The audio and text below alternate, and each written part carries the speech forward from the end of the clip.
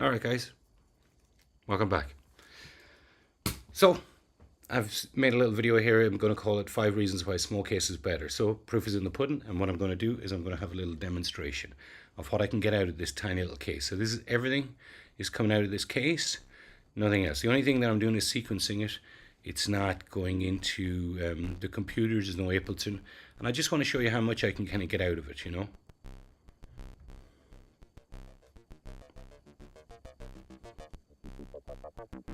A lot of variation in the tone. Sorry guys, I'll show you the oscilloscope. So it's a lot of variation, so you can see that's a kind of an interesting pattern right there, okay? And we'll just bring this in.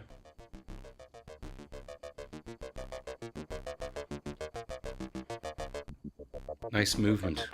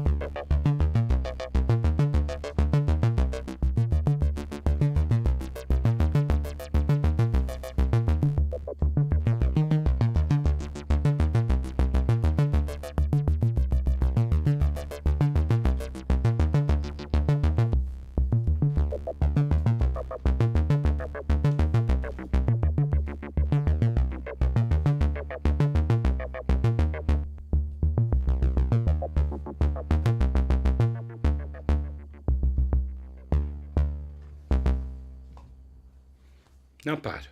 Okay. So now, that's all out of this case. No effects, no reverb. There's compression in the case, a little bit of compression in the case. And that's it. And we got that. And so what I'm trying to say in this video, and I'll try and keep it kind of short, is that I see a lot of these people online with modular synthesizers, and they're huge. And I understand the impetus to want to get a massive modular synthesizer. You know, it's called gear acquisition syndrome, which means you want just, oh gosh, I really want that, and I really want that, and I really want that. But you could see how much I could get out of a tiny case, like a tiny performance case.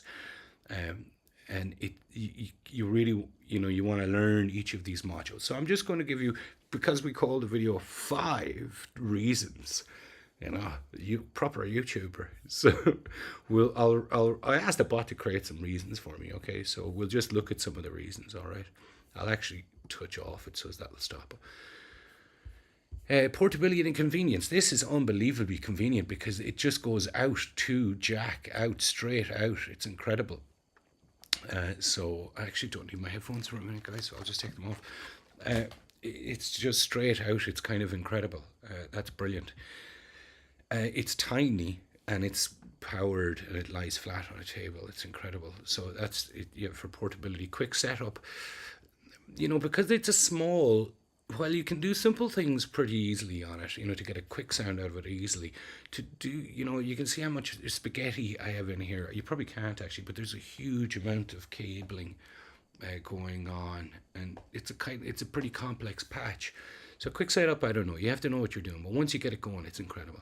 Cost effective, yeah, it is very cost effective because, you know, some of these big modular systems can be 100,000, you know, 120,000, 60,000, you know, go on, 30,000, 60,000, as much as you want to spend.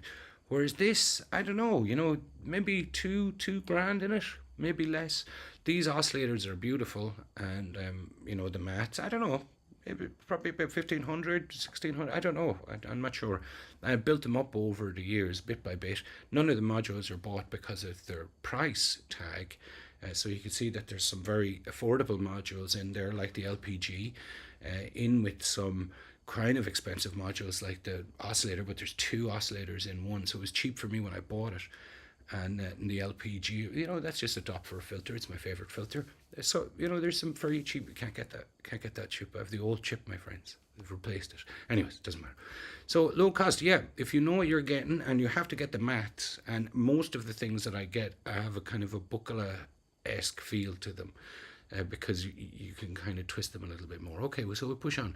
Creativity and focus. Yeah, that's important to me, because I like when I've got limitations. So when I've got limitations, I'm pushed. And when I'm pushed, then I can find the little cracks and the crevices and like, oh, that's a nice little idea, and that's a nice little idea. And I like when electronic music has that feeling of being kind of forced into shape. Like it's not quite right. It's nearly right. It's right at times, and it's kind of falling apart a bit. I like that. It's unique to that instrument, I think, in some respects. So you can iron it out, but it will never go away fully. And when it does, it becomes a little bit lifeless, and it's not analog as much anymore. Then, but it's a different instrument then maybe. So. Creativity and focus. Another thing about the focus that's important to me is because I've a limited number of modules, I know an awful lot about this kind of stuff. So I know each and every function inside and out. Like I know all of the functions on this, and I could learn a few more, I'm sure, and I know how to use them creatively in combined ways.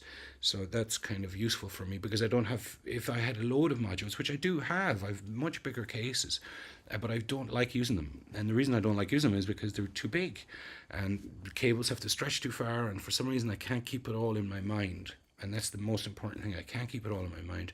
And then the patch it goes out of control, and I can't perform it as easily, and it's not as vibrant or as alive for me. So as this feels much more like an instrument. It's tiny, and I really like it.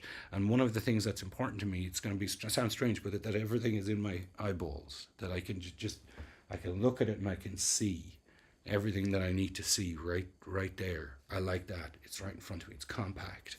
Okay. Space efficiency. Yep, well, it's tiny. You can see that it fits on this tiny, like this studio. Now you've heard it a little bit times. I don't need a laptop to run it. I can just, because I can sequence everything off this. I can show you in the next file. It's kind of mom, no computer or whatever, but I've been doing it for a long time. So it's pretty. I can do really kind of very complicated things now with no computer. Don't really need a computer anymore.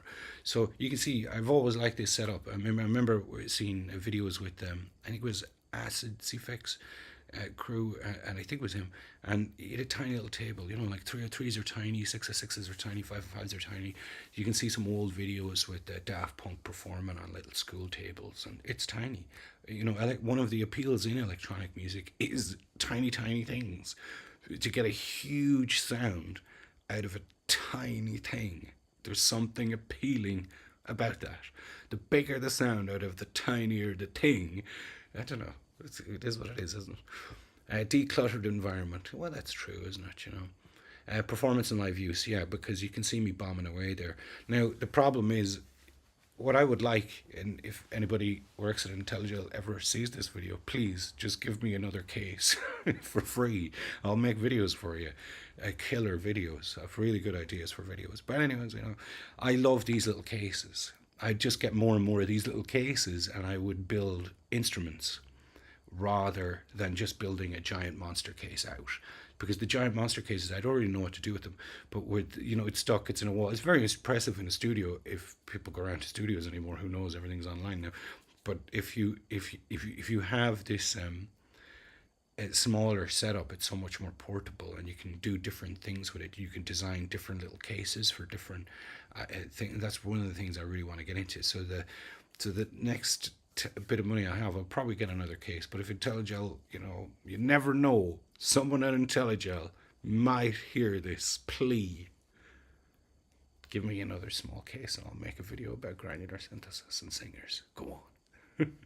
All right, guys, that's it for the modular synthesizer case. So you can hear that I really love the little small cases. And, if you're thinking about getting into the modular system, I know everybody wants to get the huge case. I have the huge case first because it's cost effective at the beginning, isn't it? You're like, oh, just get the huge case because cases are pricey. But in the end, it might be a better idea to go for a smaller case and just kind of really think about it. At least that was my experience. Just decide on what it is that you want to achieve with it. Okay, my friends, that's it. I hope it wasn't too boring and you got some use out of it. smaller cases are better.